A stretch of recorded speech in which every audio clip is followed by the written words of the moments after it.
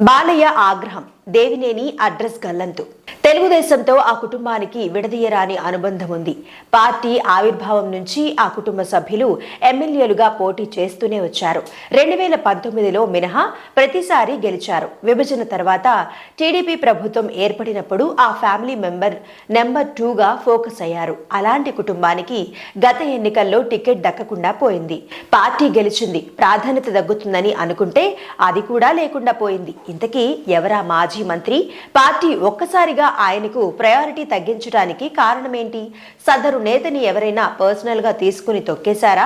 కృష్ణా జిల్లా టీడీపీలో దేవినేని ఫ్యామిలీకి ఉన్న ప్రయారిటీ గురించి వేరే చెప్పనవసరం లేదు. టీడీపీ ఆవిర్భావం నుంచి 1994 వరకు దేవినేని రాజశేఖర్ నెహ్రూ టీడీపీ నుంచి వరుసగా గెలుస్తూ జిల్లా రాజకీయాల్లో చక్రం తిప్పారు. తర్వాత నెహ్రూ లక్ష్మీ పార్వతి బాట పట్టడంతో ఆయన బాబాయ్ కుమారుడు దేవినేని వెంకటరమణ జిల్లా టీడీపీకి పెద్ద దిక్కయ్యారు. అయితే ఆయన అప్పటి కంకిపాడు నియోజకవర్గం నుంచి కాకుండా 1999 ఎన్నికల్లో నందిగామ నుంచి పోటీ చేసి ఎమ్మెల్యేగా గెలిచారు. గెలిచిన మొదటి టర్మ్లోనే రమణకు చంద్రబాబు కేబినెట్లో బెర్త్ దక్కింది.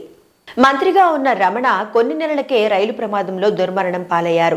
రమణ వారసత్వాన్ని సొంత తమ్ముడైన దేవినేని ఉమామహేశ్వరరావు అందిపుచ్చుకుని బైపోల్స్ లో విజయం సాధించారు. తర్వాత 2004, 2009, 14 ఎన్నికల్లో వరుసగా గెలిచిన దేవినేని ఉమాకి రాష్ట్ర విభజన తర్వాత జలవనరుల శాఖ కట్టబెట్టి చంద్రబాబు తగు ప్రాధాన్యత ఇచ్చారు.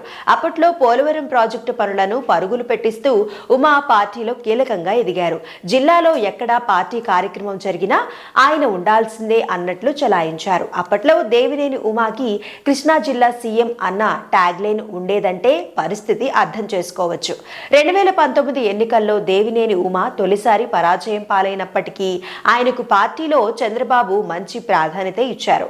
సబ్జెక్ట్ పై పట్టున్న దేవినేని ఏ ఇష్యూ దొరికినా వైసీపీని, అప్పటి సీఎం జగన్ ని ఎండగట్టడంలో ముందుండేవారు. ఆ దూకుడు చూస్తూ టీడీపీ మళ్లీ అధికారంలోకి వస్తే ఇరిగేషన్ శాఖ ఆయనకే ఖరారవుతుందని, జిల్లా రాజకీయాల్లో మళ్లీ దేవినేని శకం మొదలవుతుందని అందరూ భావించారు.